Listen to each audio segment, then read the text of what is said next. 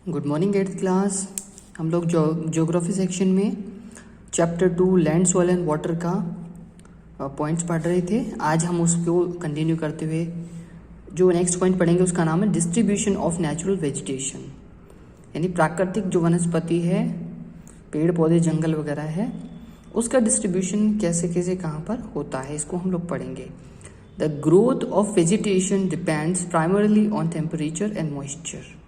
Growth of vegetation यानी जो पेड़ पौधे हैं, जंगल है, उनकी जो ग्रोथ होती है वो किस पर डिपेंड करती है? प्राइमरीली नहीं, प्राथमिक तौर पर टेम्परेचर और मॉइस्चर पर। वहाँ का तापमान कितना है, कितने उसके वातावरण में नमी है, इस पर डिपेंड उसकी ग्रोथ करती है। The major vegetation types of the world are grouped as forests, grasslands, scrubs and tundra. Major vegetation types यानी वनस्पति के जो प्रकार हैं, काइंड्स हैं पूरे वर्ल्ड के अंदर, वो किस किस फॉर्म में ग्रुप किए गए हैं? फॉरेस्ट के रूप में, यानी जंगलों के रूप में, ग्रासलैंड्स यानी घास के मैदान, स्क्रब्स यानी छोटे मोटे पेड़ जो होते हैं जिनको झाड़ियों के रूप में जो होते हैं, एंड टुंड्रा। टुंड्रा प्रदेश कौन से हैं? जहाँ पर बर्फ जमी रहती है ना, वो टुंड्रा कहा जाता है। वहाँ पर छोटी मोटी, ज़्यादा बड़ी पेड़ नहीं उगते हैं, छोटे मोटे पेड़ पौधे उगते हैं। इन सब रूपों में वो डिवाइडेड है। इन एरियाज ऑफ हेवी रेनफॉल, बहुत ज़्यादा बारिश वाले जो इलाके हैं, ह्यूज ट्रीज में थ्राइव। वहाँ पर क्या हो सकते हैं? बड़े बड़े पेड़ भी उग सकते हैं, पनप सकते हैं। द फॉरेस्ट्स आर दस associated with areas having abundant water supply. इसीलिए जंगल जो हैं वो किन एरिया से एसोसिएटेड होते हैं, जुड़े हुए होते हैं, जहाँ पर खूब पानी की सप्लाई होता है। अबंडेंट यानी पर्याप्त मात्रा में पानी उपलब्ध रहता है।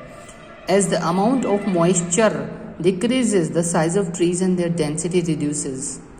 जैसे जैसे नमी की मात्रा कम होती जाती है, डिक्रीजेज यानी कम होती जाती है, पेड़ों की साइज भी, size of the trees and their density reduces, उनकी साइज, पेड़ों की लंबाई कम होती जाती है और उनका जो डेंसिटी है यानी ज़्यादा पेड़ पौधे नहीं उगते हैं, फिर वहाँ पर बहुत कम मात्रा में उगते हैं।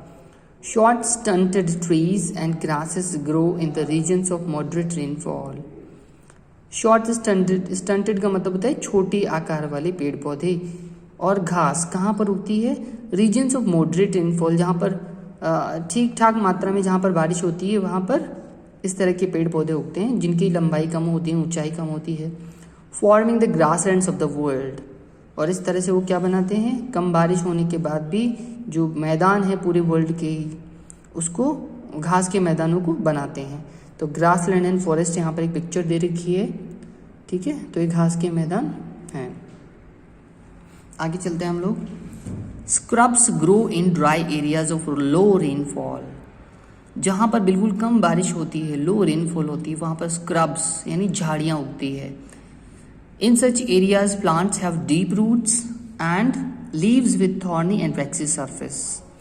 ऐसे इलाकों में जो प्लांट्स होते हैं उनकी जड़ें बहुत गहराई तक होती है ज़मीन के अंदर, और leaves with thorny and waxy surface, उनकी जो पत्तियाँ होती है उनकी सरफेस कैसी होती है? थॉर्नी एंड वैक्सी, यानी उनके ऊपर कांटे होते हैं, और वैक्स यानी बिल्कुल नरम मुलायम इनकी सतह होती है, जैसे कि मोम होता है उस तरह की इनकी सरफेस होती है। इससे क्या होता है? Reduce loss of moisture through transpiration. अब इसमें क्या होता है, जब आपके जो इवेपोरेशन होता है, ठीक है, उसके थ्रू जब इनमें पानी की मात्रा चूँकि पहले ही कम होती है, तो उसको बचाने के लिए इनके थॉर्नी और वैक्सी इनकी सरफेस होती है, और इससे मॉइस्चर का बचाव हो जाता है ट्रांसपिरेशन के थ्रू, यानी वो मोम जो होता है, वैक्स जो होता है, इवेपोरेशन नहीं होने देता।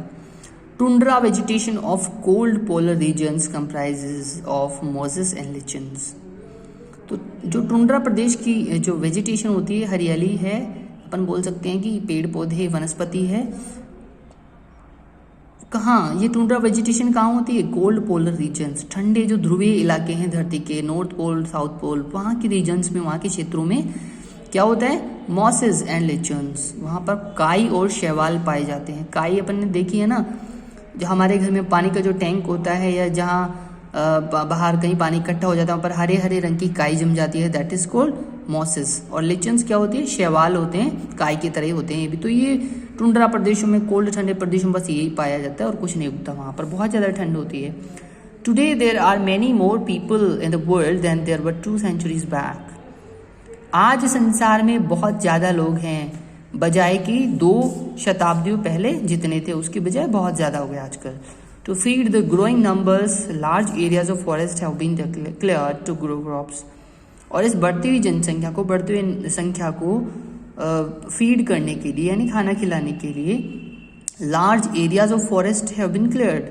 जंगलों का बहुत बड़ा भाग क्या कर दिया गया है, साफ कर दिया गया है। क्लियर्ड यानी उनको जलाकर, काट कर साफ कर दिया गया, जमीन निकाल ली गई है वहाँ से टू ग्रो क्रॉप्स, फसलें उगाने के लिए। Forest cover all over the world is vanishing rapidly.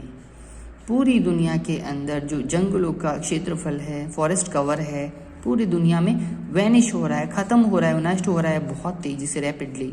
There is an urgent need to conserve this valuable resource. और इस जो बहुत इंपॉर्टेंट, बहुत बेशकीमती जो रिसोर्स है, हमारा स्रोत है पानी का, हम बोल सकते हैं कि हरियाली का, ऑक्सीजन का, बाकी सारी चीज़ों का जो रिसोर्स है, ये क्या, जंगल, वेजिटेशन, इसको कंजर्व करने की बहुत ज़्यादा आवश्यकता है, अर्जेंट नीड है। ठीक है, तो ये हमने क्या पढ़ा, आज पढ़ा है डिस्ट्रीब्यूशन ऑफ नेचुरल वेजिटेशन, प्राकृतिक वनस्पति का कैसे कैसे वितरण होता है, डिस्ट्रीब्यूशन होता है, ये हमने आज पढ़ा है। आप लोग क्या करेंगे, इसके नोट जो भी बनते हैं वो आप लोग वैसे मैंने बता रखा आपको एनसीईआरटी ऐप में से, इसको एनसीईआरटी बुक्स नाम के ऐप से यहाँ आप इसके नोट्स उतार कर अपनी कॉपी में लिख कर लाएंगे आपके होमवर्क के रूप में। बाकी हम आगे पढ़ेंगे conservation of natural vegetation and wild life.